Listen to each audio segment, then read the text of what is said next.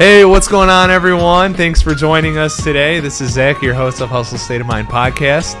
Today is a milestone. It's episode 10 here, and it's a good one with a really good person, too. You should definitely check out his business once we're done talking about this. He does a wide variety of stuff, but he constantly is here, we're here right now to talk about his cleaning company, Squeaky's Cleaning. It's the great David Loria. What's up, man? How's it going? How are you? Good. Glad to be here. That was a shaky start. Cool, man. Great conversations before this for sure. But man, if you guys really heard what was going on before this whole thing, it would have been great. And Walter's not going to put any of that in here. But anyway, yeah, thanks for coming on the podcast, man. Appreciate you coming on. I know we talked a little bit about you coming on before, and you just moved into a new house, though, right? Yeah. Cool. Yep, Royal Oak. So you're official homeowner. How's that going? Expensive. Yeah. A lot of things breaking, the usual. Yeah. Gutters fell off the house our first weekend. That was cool. Oh, nice. Yeah, so I was out there in the rain trying to put them back up, which is not recommended, I don't think, but Just putting gutters up in the rain. and lightning, of course. Yeah. Yeah, On just a metal ladder. Just waving aluminum at the sky. Yeah. Right on. Well, that's cool, man. Well, congrats on the new house. That's pretty cool to see. And yeah, so we'll just jump right into it, though. You're here today to talk about Squeaky's Cleaning, your business. How long has that been around for? Coming up on 6 years in December. So I started it December of 2018. Holy smokes! Okay, Yeah. that's really cool. So you've been in the cleaning game for quite some time. Yeah, so it feels like it, kinda, but also about 2 years of that we were closed because of COVID. So, like the first 6 months of COVID, we were shut down by the state, and then we lost all our staff, had to rehire, shut down for every wave. We were getting shut down either by the state or just by no one wanting them us in their house, because it was like too dangerous type of thing. So okay, I literally never thought about that until right now, and I try to think of I've talked about it before, but with every guest we've had come on, everyone has some kind of COVID story. Sure. Whether they launched their business right when COVID started, and then they were like, "Oh crap!" This is here. Yeah. But you were a cleaning company in the middle of COVID, so that's pretty interesting. We'll talk about that in a minute because I'm curious to hear about that. Sure. Let's learn a little bit more about you though, and kind of where you're from, all that stuff. So as far as growing up, what was your interest growing up? Were you kind of into did you have the entrepreneurial spirit when you were growing up? yeah, about as long as I can remember, I think I was always doing some kind of always had some kind of thing I was working on, right? So when I was 13, I was building hockey nets in my basement and trying to sell them. Oh, sweet. I kind of went cart before the horse on that though. So my real motivation for that was my buddies and I play hockey outside, and a hockey net was $100, which at the time was unattainable. Right? Yeah. So I was I can't believe it's so expensive. Yeah. And I'm I can just put PVC together like Legos and make a hockey net. Now so I did that. I got that far, which was great. And then I was oh, netting is super expensive. Netting actually costs $100. That's the $100 part. Yeah. So I built it, and I had cloth as the back because it was cheaper, and it kind of worked. But it was a funny little thing. So yeah. Did you sell any hockey nets? No. No. But I had one. Okay, you had a prototype. Yeah. Okay. Hey, that's cool. Yeah. I think the focus and the follow through came later in life, but I had all the ideas when I was a kid. Did you have anything else going on when you were a kid like that? My buddy and I built, it was really more my buddy, but I helped him build a half pipe in his backyard to skate, and because we were big into skating in my teens. And I was dude, we could totally do this, whatever. And in retrospect, it's pretty funny because that thing was a death trap that we built, dude. It was right. We didn't varnish it or whatever, so it was it just rotted eventually from the rain. We didn't really know how that worked. Right. It was just plywood treated outside. wood, versus non-treated. Yeah. But yeah, just all kinds of funny things like that I can think of. I would make T-shirts online, try and sell them when I was really young. I was probably 12, 13. So yeah. Wow, so you've always been trying to hustle a little bit here Always, and there. man, yeah. Did you ever work for anybody? Yeah, I'm the worst employee. So if you guys are ever looking for a bad employee, let me know.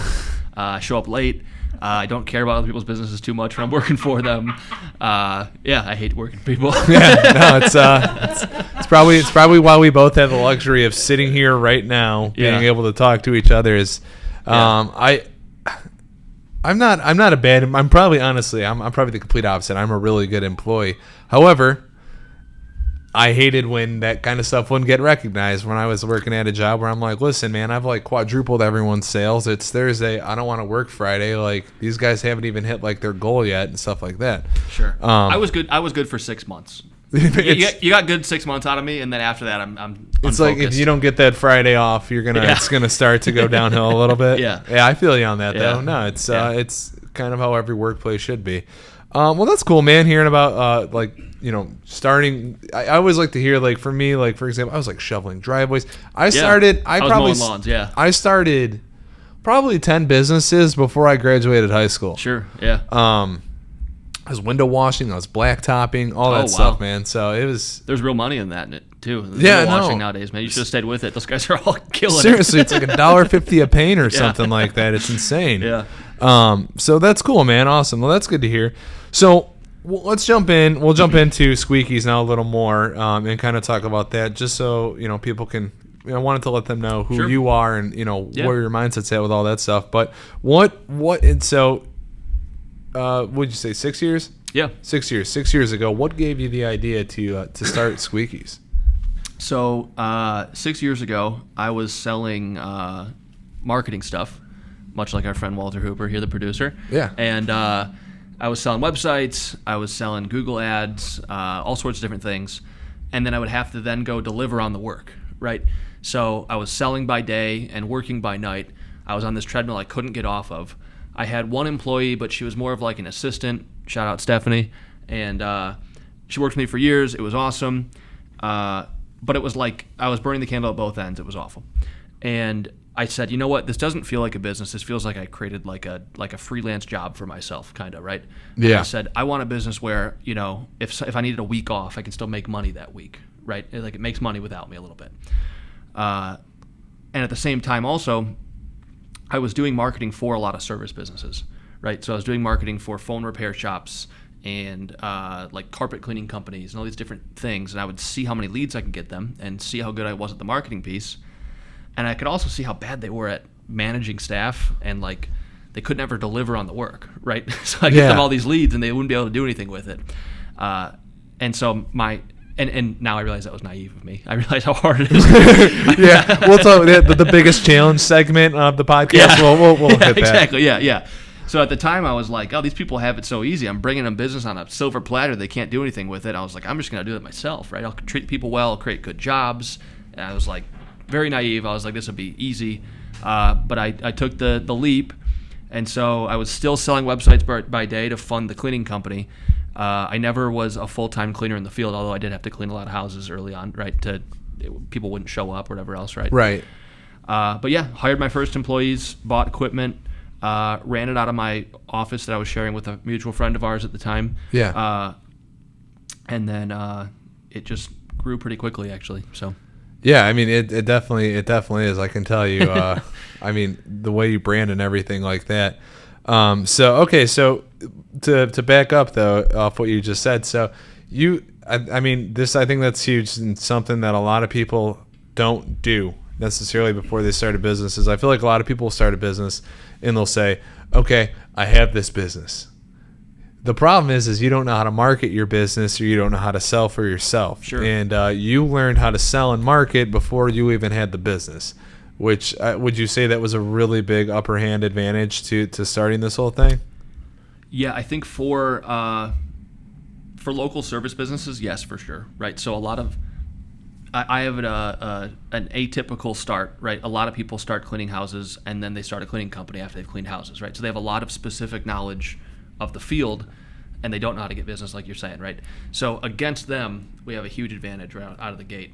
But then I found out really quickly, it's like, oh, we gotta learn how to deliver the work as good as these people do. You know what I mean? Yeah. And now I like to think we're better than most people in the area too, right? So we've kind of gone past it, and you can do that only with scale and with learning and going to conferences and things like that.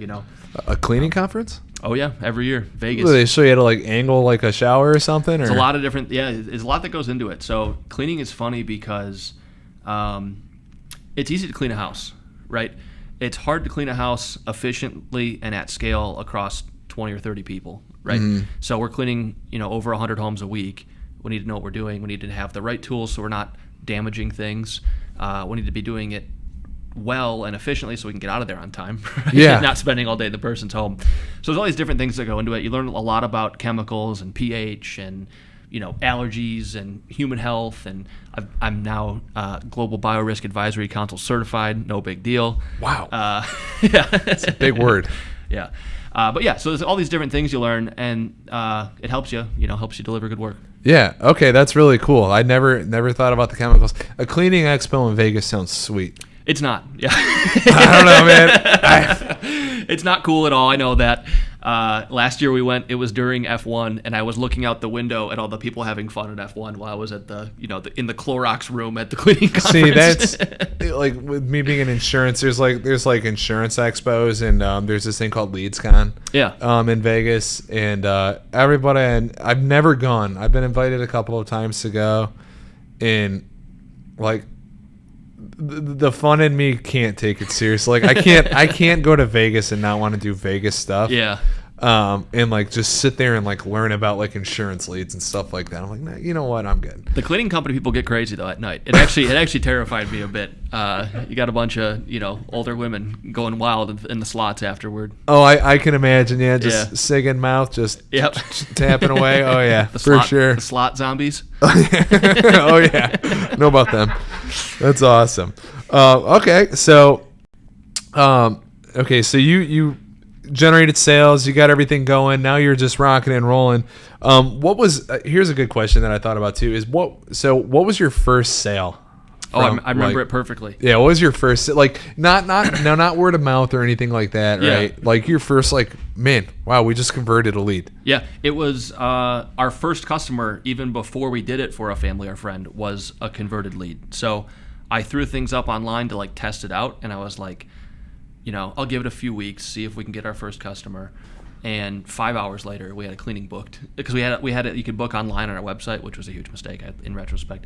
But you could book online on the website, and so we had our first cleaning come through. It was like $700, and I saw it at like 8 o'clock at night, and I was like dancing around my bedroom. I was like so excited. I'm like, this is the beginning of something cool. I couldn't wait. And then we actually did a terrible job for that client. We didn't know what we were doing. So when I started, I had to give you a little, not intentionally. So when we started the company, I had this great idea where they sell these high-pressure steam machines. They often are used in like car detailing and stuff. Yeah, I know what you're talking about. Yeah. So some hotels will use them for cleaning and disinfecting for the hotel rooms. Mm-hmm. And I had been talking to the company that makes these, and I was like, I want to start a cleaning company that only uses these to clean homes. Like, it would be so cool. You'd be using no chemicals. You could just use steam, which was a great idea, except for it takes 16 hours to clean a house with the steam machine. You can only have one person doing it, and it's not efficient at all. There's a ton of risk of damaging things. Like, it just did not work. Like my remote melt. Yeah, exactly. Yeah. So it didn't work out at all. We gave the client all of our money back. And it was a learning experience. And then after that cleaning, actually, our first employees tried to steal that machine from me. So, like, there's all sorts of crazy things. And I hesitate to talk about this because, I worry that our clients are going to see this and think we're running some kind of, crazy show here. People are stealing things from us, whatever else. Those first 5 months, I made all the mistakes. They're all out of the equation now. So you'll never make a mistake again? No. Okay, good. No, I don't plan on it. Yeah, cool. That's good. No, I feel like that's everyone's. It's like I always compare any type of start or anything like that. You know the movie Cool Runnings? Yeah. Like when they're all just trying to get in this like just broken bobsled, and it's like, man, they've never seen anything like this. They're just all trying to get in, like, it's just everyone's trying to get in the bobsled. Sure. And once you get down, then you kind of know how to get in the bobsled, and then you know how to go down and all that stuff. Like, what is it? Feel the rhythm. Feel the beat. Feel the ride. Something. Yeah, get on up. It's bobsled time. There you go. Yeah. Oh yeah. Absolutely, man. Great movie. So that's cool, man. I think it's the significance of your first sale will really set the tone, though, and because it's one of the best learning lessons, I'd imagine. It's like just you probably feel every single emotion. You're excited, you're worried, you're nervous, you're relieved. All that stuff. I used to work. I had like a freelance job as an events manager for a CIO conference in the area. And every year during the conference, it was like crazy stress. You're like on a high the whole time because you're like, I just put my whole 6 months of my life into this and it's finally happening. You're running around. And that's like any new venture. I think that first day feels like a live event. It's like, it's showtime. We got to make sure we're hitting on all cylinders. Right? It always goes wrong, but that's what you're trying to figure out, how to fix problems and stuff. Right? Yeah, absolutely. Yeah. For sure. As far as like your current sales right now, like I can tell you that and for the record, like if anybody sees this and they're like, I mean, you are the realest of deal cleaning companies out there. Thank you. Yeah, we try. you have a freaking mascot. That's a duck. Like, and it's like your actual duck. It's not just like a you ordered a duck costume on Amazon. It looks like the one on your shirt.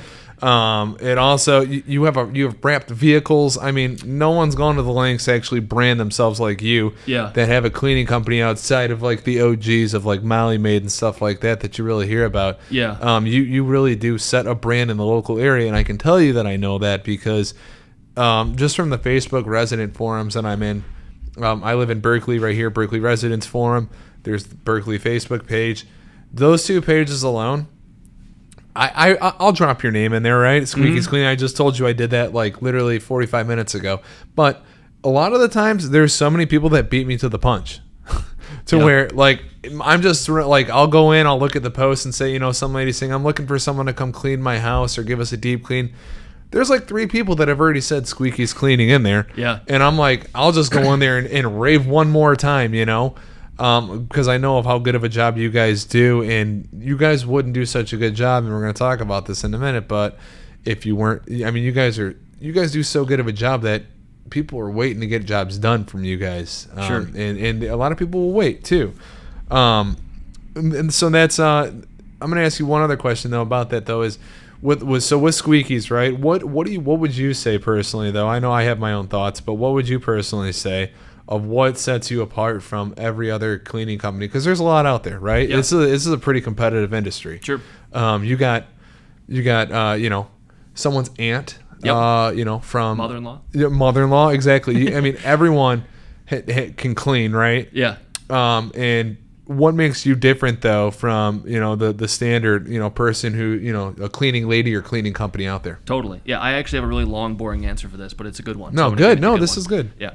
So the 2 things you want to look at when you're hiring cleaning are quality and consistency, right? So on the low end, or like the smaller end, let's say with a solo cleaning person, you get really high quality.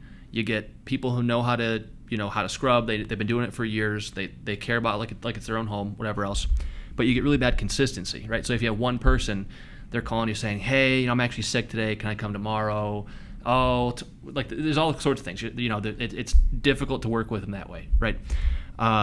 With larger companies, often you have the reverse problem. You have good consistency. There'll always be someone there to come clean your house, but lower quality, higher turnover staff that doesn't really care as much, people that are like not motivated, right? Whatever else. So we try and do both of those as best we can, right? So we have very good consistency. We almost never have to cancel for clients. We're always there when we say we're going to be there. But we put a ton of work into investing in our staff, making our staff love the job, or help. I shouldn't say making, forcing our staff to love the job. You guys better love this. Yeah. No, but making it a good job people actually want to work at, and that gets us people who care, who will stay for a long time. I always say that if we can just get our staff in the door, people will love us. So that it's definitely got to be our staff is what sets us apart. Anytime we go to a home, people call us and they're like, "Oh my God, I can't believe you have such nice normal people working for you. How do you guys do it?" Right? Right. And it's hard, but that's totally our competitive advantage is having good people. Yeah, for sure, absolutely. So you think a lot of it is in your staff then? I think all of it. Yeah. I mean, I'd love to take credit for the branding or whatever, but it's like none of that really matters as much. It helps to get us in the door, but once we're in the door, that's when people really decide who they're going to use or not. Yeah, no, for sure. And I can tell you though, man, I feel like a cleaning company is pretty different, right? You're like we talked about a little bit, but you're dispatching. Yeah, like all day. We're selling people's time all day. Yeah, you come to the office, come to our headquarters, get the cleaning supplies. Here's the address you need to go, right? And so you don't really you don't see your employees as often as an office would, or totally. Right? So and the reason I'm saying all this is because you'll post videos sometimes of like your company parties and stuff, and it really looks like you have like a really dope culture set. Yeah. Even though everything is so not in person as the average company would have their employees there. Like I think you posted like a Christmas party or something. Everyone was having a great time, man. Honestly, probably too much fun. Actually, that actually scared me a bit. We have some liability issues if we keep that up. Right? No, man. But I think that's what makes like a company awesome is that when you have that kind of culture and you can create a good culture, you'll also create good vibes with the people that are there too. Yeah, which is hard to do too. That's been like creating company culture. I think if I've had to learn anything, it's what that actually means, because it's not. When you see it on TV or like, in the startup culture, it's like, we're going to have ping pong tables. We're going to drink beer at the office. And it's like, that's not what company culture is. No. Dude. Company culture is creating jobs people are actually going to be happy and proud of going to every day. It's hiring people of the same values so that when you come to work, you're not feeling like people are weighing you down or like that you have to carry everything on your shoulders, right? It sounds corny, dude, but the core value stuff works. Like living core values for a company is huge. Like, hey guys, we've all agreed that we're going to step up and we're going to help each other out on things, right? Just having that precedent set cheers everyone up, makes everyone feel like they're ready. They know what the expectation is. Yeah. And people don't resent coming to work every day. Yeah, that's awesome. No, that's really cool. That's neat. Do you have core values for yourself personally? No, I'm not that organized. No, but I do for the company, and hey man, no, that's cool though. That is really cool. No, I'm all on board with the core value stuff. It's so funny, man. So many of my buddies that I previously worked with, like I've worked in corporate structured areas for a while before I got into doing health insurance on my own. It was just other health insurance companies I was working for, or even like lead companies.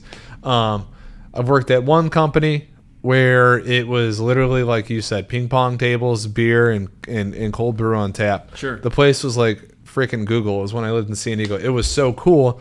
However, it was almost like too cool to where like, is anybody really working around here? Yeah. What's going on? And whenever I see that stuff, I'm like, how long am I supposed to stay here? Am I supposed to stay here for 60 hours a week? Is that what the intention is? Because like, I don't need a couch at work unless I'm going to be here for 100 hours a week, right? I'm here to work, and exactly. And honestly, it kind of, you made it. There's like too much drama in the workplace at some point. But then on the other end too, one of the other companies I was at, I came from, my buddies that I'd worked with, like, man, these core values are stupid. Sure. like they're trying to drag me down with them. I'm like, no, I love them, guys. Like I'm a core value kind of guy. So all my buddies are trying to take me down with them. I'm like, no. It depends if they're actually genuinely living them, though, too. Because if not, it just becomes the corny thing on the wall, right? Right. Oh yeah, the 5 steps. Yeah. Yeah. Right. If it's just the thing on the wall, who cares, right? But if you're actually saying, hey guys, why aren't you stepping up? Why aren't you helping? I can't think of them right now because I'm in the heat of the moment here. But if you're not following them, then everyone's going to laugh at you and think it's stupid, right? Right. So, right. Yeah. One person has to set the tone for everybody else. Totally. Yeah. Right on. So along with that, right, when I told you I was going to bring this up, with challenge-wise, right, I think you kind of like have just like forecasted it, but what's your biggest challenge with running a cleaning company? Yeah, I mean, our biggest challenge is our biggest strength. It's the people, right? We're in the business of selling people's time, and it's very difficult to find people of the same values and to figure that out, right? So we all the time have people apply to work with us, we hire them, and then 3 days in, we're like, not going to work, and often people themselves realize that. They're like, hey, I don't like the way this works, right? And it's mutual, right? So it's a good thing. Yeah. Right? But, early on, too, before we were good at hiring, before we were good at vetting people, all sorts of crazy things happened, right? People stealing from me, the company, whatever else. All sorts of crazy things. It's definitely people, company culture. Right. The COVID stuff wasn't fun either, though. No. Yeah. So yeah, that all happened too. Yeah. And I'm sure that probably scared the living crap out of you. Yeah. Our first month profitable was March of 2020. Sweet. I called my dad. So I was running the marketing stuff at the time. So I was funding Squeaky's with the marketing. I had like $25,000 on a credit card. I was nervous every day.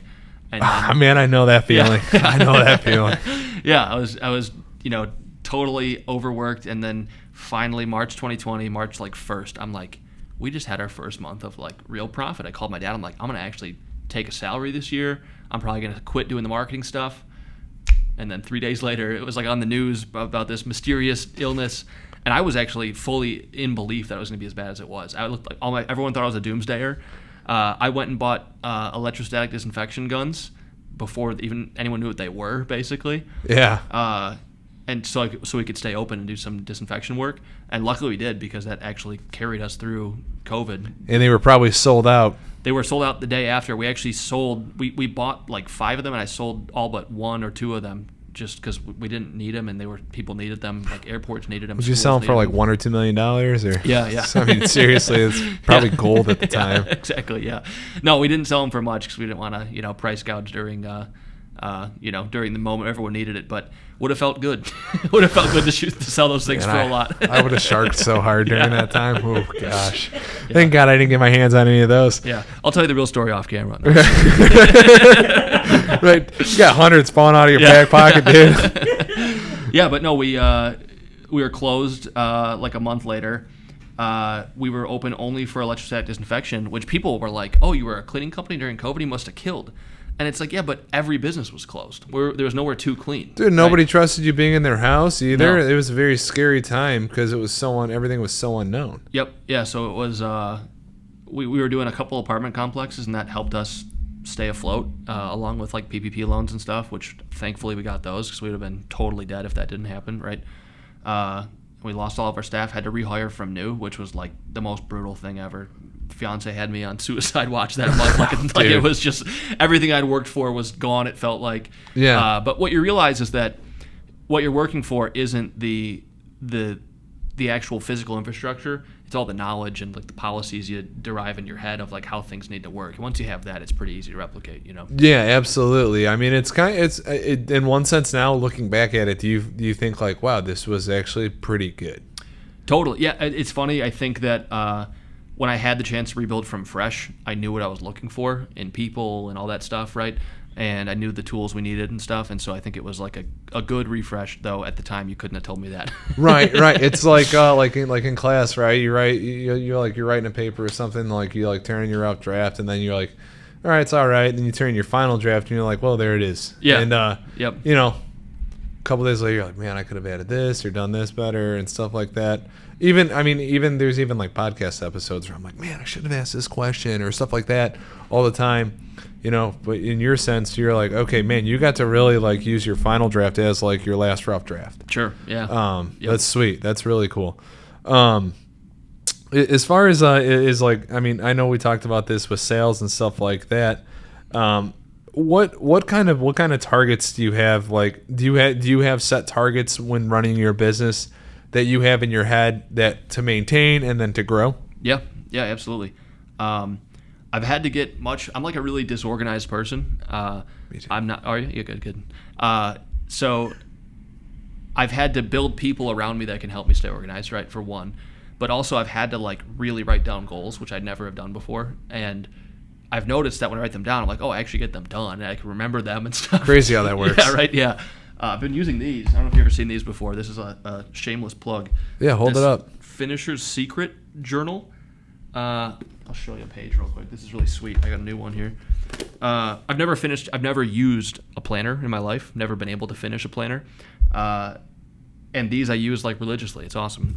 So you set like your goal for the year on here, and you fill it out, and then each week you mark like what you're doing towards that goal. And that is really cool. Yeah, it's nice. This should go on every podcast. Yeah, right. Yeah. Good spot. Here you go. I was about to say, a proud unofficial sponsor of the Hustle State of Mind podcast, Finisher Secret Journal. Yeah, we'll be in contact with you guys. Don't worry. I want my check. In contact. Yeah. I want my check. This guy's already trying to cap royalties over here. But yeah, no, I've had to write goals out. I've realized that I used to have such big, lofty goals, man. When I was young, I was like Kanye West in my brain. I was like, dude, me too. Yeah, I was like, I want to be a billionaire. I want to do this. And now I'm like, I want to go to work 30% less than I have to right now, and I want my staff to be happy, and I want to have a comfortable life. You know what I mean? Swear, you're okay. Not going to still, but and try not to. But yeah, so just want to pay bills. Want to pay bills. Want to have an easy life. Yeah. Want to be able to go on vacation twice a year, or whatever, right? but I don't need $1 billion. Million would be good though. Yeah, that's I still want to be a millionaire. I'm the same way. I was like Lil Wayne, Kanye West. I was ready to make rapper money, man. Yeah. Seriously, own like $12 million houses, all that stuff on the West Coast. I realize that nowadays, especially with having kids and stuff, I'm like, you know what? As long as I can just pay my bills and $1 million still would be nice, though. Yeah. I think it's funny owning a cleaning company. I see a lot of big homes, or like when I used to like go quote in person, we'd see a lot of big homes, and it's nice. The people are wonderful that have them. Like there's nothing wrong with wanting that. But I'd be there and be like, I don't know what I do with all this. Like I don't know what I do with 9,000 square feet of home. That's a lot. Yeah. Right. Let me ask you another question here. So I'm gonna go off my paper here. So is there new accounts, right? Is there a goal of new accounts that you try to acquire every single month? Yeah, as many as possible. That's a joke, kind of. But so the big thing we've done is we've stopped really taking on one-time clients, or we try not to unless it's like really fits in nicely to our schedule. We're trying to do all recurring, and we're really only bound by how many staff we can bring in and train and feel good about training. So it's like, here's the thing. We could be a much bigger company if we lowered our standards and hired a bunch of people and started throwing, people who aren't qualified into people's homes, right? Right. We're trying to grow smartly because we've done a great job of not losing clients over the years, and so we're trying to grow slowly so we can retain clients and do it smart. And it just takes forever to do that. It's really, it requires a lot of patience, right? But to me, it's the right thing to do. Also, I live among all my clients. A lot of them are my neighbors and stuff. It's it's funny. I go to the Royal Oak Winterfest and stuff. I'll be talking to people and they'll tell me their name. I'm like, we clean your house. I don't know what they look like, so I don't ever talk to them in person. But I can talk to them on the phone 100 times, right? Yeah. And it's like, I don't want to be the bad guy in town, right? It's like, I want to make sure we're doing good work. I want to be, I want to be like a respected Michigan company, and it takes a lot of patience to do that. Unfortunately, No, you definitely are. You definitely are. I can tell you that. Man, I just had a question and totally lost my mind. Oh, here's my question: is so with your client, right? Business model wise, what's like the average retainer on a client? $250 a month, I think. Okay, well, yeah, we'll talk. Go ahead. Okay, is that what you mean? That, and I was going to ask, how long does a typical client last? That's tough. Our attrition rate is about, I think it's 3 or 4% per month. No, that's not right. Sorry, I think it's per year. I think 3 or 4% per year. Yeah. Okay. And a lot of our clients that we've had since the beginning. So it's like to be determined what the average life will be, right? Do you mind, how many clients do you have? So we have, I think, 220 recurring clients right now. But then, especially this time of year, we end up doing a lot of the one-time cleaning. So we do a lot of move-out cleans. And then a lot of our clients also have multiple homes. One of those clients is an older person's home in Birmingham, where they actually have 40 different people we're cleaning for, 40 different apartments we're cleaning for. Okay. Right? So I don't know the exact number, but it's over Sweet. 200. Yeah. Okay, cool. Do you think with your current business model right now, do you think that there is opportunity to increase your margins?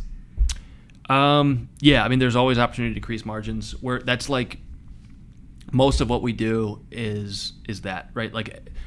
If I had known I was going to be in such a this is a business made for smart people. I didn't realize that. I thought it would be really easy, right? Yeah. It sounds simple, right? Yeah, it does, right? But it's okay, we got 20 people each in a home right now. We have to make sure that we're billing the right amount for them to be in there for the right amount of time. So we bill by a flat rate, but we pay our employees by the hour. So you have to make sure those two match up, plus drive time in between. It's a lot of logistics go into that. Right. And it's a lot of a lot of cleaning companies smarter than me will figure out percentage payment plans for their staff, where it's they make a percentage of each job they're going to, and then it reduces the admin work.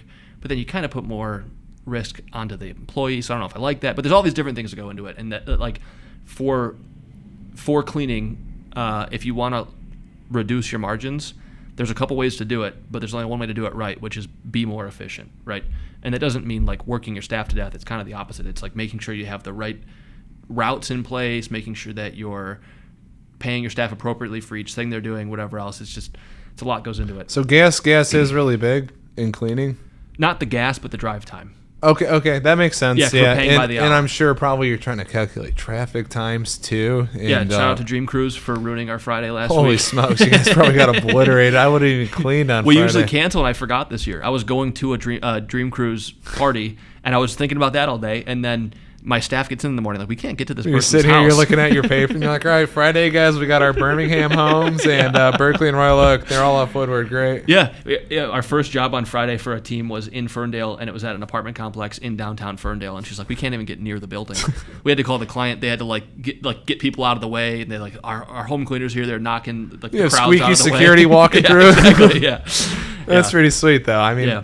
that's crazy. It's yeah. I could imagine that's probably one of the biggest challenging times is when the whole entire street is pretty much shut down. Yeah, thankfully it's not shut down, weekends. but Yeah. you do have the option. Yeah. It's like, yeah, we cleaned 2 houses today. It's sweet. Yeah. Yep. Very cool. Awesome, man. Well, it's honestly, like I said, like there's probably so many people, right, who think about wanting to start a cleaning company, and like I told you last night, I was like, man, I should start it. Like I'm always like, for me right now, I'm trying to separate myself from health insurance as much as I possibly can, so that I can like literally find another stream of income. Sure. Because I don't want to like toot, but like I've literally my current business model of health insurance, I've mastered it as much as I can master it with making it efficient, where, all right, I have passive income, everything like that, but what's the next move? And I'm like, man, cleaning company, this. There's so many things. And and I think a lot of people, though, have that same idea of like, oh, man, I want to start a cleaning company, or I want to start a landscaping company or some type of service company like that. Sure. Where you're getting dispatched and leaving, your headquarters to go do a service somewhere else. Yeah. Carpet cleaning is probably a massive one, too. Yep. I've a million times I've thought about starting a carpet cleaning company. Is crazy. I got some great advice for those people. You want to hear it? Yeah. Don't do it. There it is. No, I wouldn't do cleaning or landscaping, actually, though. So the reason cleaning is such a tough business to be in is because by comparison to other service businesses, it's very low, like dollar per hour that we're billing people at. Right. Right. So it's what they call like low skill labor. I don't agree with that necessarily, but a better example would be a better solution to that if you wanted to own a service business. I would do something that increases the dollar per billable hour, right? Yeah. So cleaning is probably the lowest end of that whole spectrum, right? It's nice because it's recurring, but that's really all it has going for it. A much better business model that's very similar, aggregate hauling. Are you familiar with this? No. Aggregate hauling is huge. Same with junk removal. Same with carpet cleaning. Carpet cleaning is very competitive, though. Junk removal. Junk removal is a great one. I've thought about buying dumpsters. Yeah, I mean, if you do buy a truck, like a dump truck, use it for aggregate instead of junk and make twice as much money, probably. Really? So, okay, I was just going to ask you that. Let's say you get squeakies to as far as you can. Yeah. I'm sure there's always the option of having like multiple offices, multiple locations, multiple dispatching centers, which is good. But if you stepped away from cleaning, what would be your next move to make money? Yeah. So I'm in too deep now, so I'm not going to step out. Just for everyone listening, my staff. But I've started a software with a buddy of mine that's now selling to cleaning companies. I saw this. You showed it to me. Yeah, yep. So it's an inventory management software for cleaning companies. It's just to manage our supplies and stuff. It's kind of boring. But we've got 4 companies using it right now, paid, and we're onboarding a bunch more at the moment. So hopefully I'll be doing both those concurrently full-time in the near future. Right. That's a pretty sweet revenue stream right there, because you're getting that reoccurring revenue too on that. Yeah. And it's don't have to deliver any work for it. It's just extremely low maintenance too. Like you'll come across the bug or something here and there, and it's probably a simple fix. Totally. It's you showed it to me. It's pretty sweet. It's like the inventory system, right? With like barcoding Scanning and stuff. barcodes. Yep, you create barcodes for all your stuff. Yeah, it's really good for any service business or any small business that has a lot of field staff. It's like what it's built for. Does it automatically order the next product when you need to, or does it? It doesn't automatically. Does it alert you to order? It's a couple buttons to push, and it does. Yeah. So you should just get those Amazon buttons on it in front of every product. They don't make them anymore. We actually looked at those. Yeah. I mean, once you get that alert, just smack the button and you're good. Until you get a pissed off employee and they just like slam that thing a million times. Totally, yeah. Very cool. Okay. What just a little bit more about you personally, outside the business. Like, what do you do? I'm like, you're constantly thinking about cleaning and accounts and all that. When you get some free time, though, what do you try to do to like get your mind off of your business? I've gotten to trap and skeet and clay shooting this month. I saw that. Yeah. So I went and bought a shotgun. My shoulder's actually all bruised right now from it because I was holding it incorrectly, I'm pretty sure. But yeah, out with the boys at Bald Mountain. It was a good time. I'll probably do that 3 or 4 more times and talk about it every day and then probably never do it again. Right, yeah. I'm a big skier, though. That one's stuck. Ski all winter pretty much. Just anything like that, kind of active. Right now it's been mostly working on the house and stuff like that. So. Yeah, I feel like, oh man, a house is pretty nice to get your mind off stuff, man. Like, I loved when we moved into our house. I had so much stuff going on too because we didn't have any kids. I had a nursery that I had to like design and build. I had to like assemble furniture. It really keeps you busy for a while. Yeah, nothing cheers me up like a bunch of things breaking at my house to get my mind off the business. Oh yeah, the first day I moved into my house when we bought our first house, my AC broke and that cost us $4,000. Sure, and I was like, well, remember that furniture budget that we had? Yeah. We're going to be sitting on the floor for a little while. Yeah, we had all these cool ideas for our landscaping, and I'm like, Becca, I don't think we're ever going to touch our landscaping. We have too much to do before then. Yeah. I mean, it's almost fall time too, so you're good. Yeah. Okay, well, that's cool. Do you do any, like, I know, like mental health is a hot one for everybody, sure. Right? Yeah. A lot of people kind of veer away from talking about it, but like mentally, is there anything you do? Like one of the cooler things that you brought to was your journal, right? Yeah. And your planner, but is there anything you do like mental health wise that you can accredit to like kind of keeping like a good state of mind? That's a good question. I go to the sauna. We talked about the Schwitz. Shout out to the Schwitz in Detroit. I go there pretty often. But as far as mental health, I think I just do it the old school way. I think I just try not talk about it, not think about it. Just drink a lot? I don't drink a lot, no, but I think I just let it stew. So maybe one day I'll have some sort of mental break or something. I guess we'll see. Sweet. I'm excited. That's really cool. Thanks for joining us. Me too. Yeah. No, the honest answer is I don't know. Try and have fun with my friends. I think that's the biggest thing is just stay active and stuff. Most of my mental health issues, I think, come from stress around the business. And so as long as the business stays good, I'll be okay. Yeah, for sure. For all my customers listening, my mental health relies on your business. We very much appreciate it. Yeah, this guy's going to be blindfold walking around the middle of the road after this. So, no, well, okay, because I really think that, like, one of the biggest, like, I think about my mental health before I had my own business compared to when I had my own business, and I'm like, man, I was in good shape. Like things were going okay up here. Yeah. And then I started my business, and I'm like, nothing is okay, man. Yeah, I'm like, you're working 100 hours to save yourself. From everything's 40. failing all the time. Yeah, exactly. Like, I got into this so I wouldn't have to work as much, and I find myself, like, even if I'm not here in my office working, like, this is constantly working, and I can never shut it off. Yeah. And that is literally the price you pay of, like, doing this is, like, I might physically only work, like, 20 hours a week sometimes. Sure.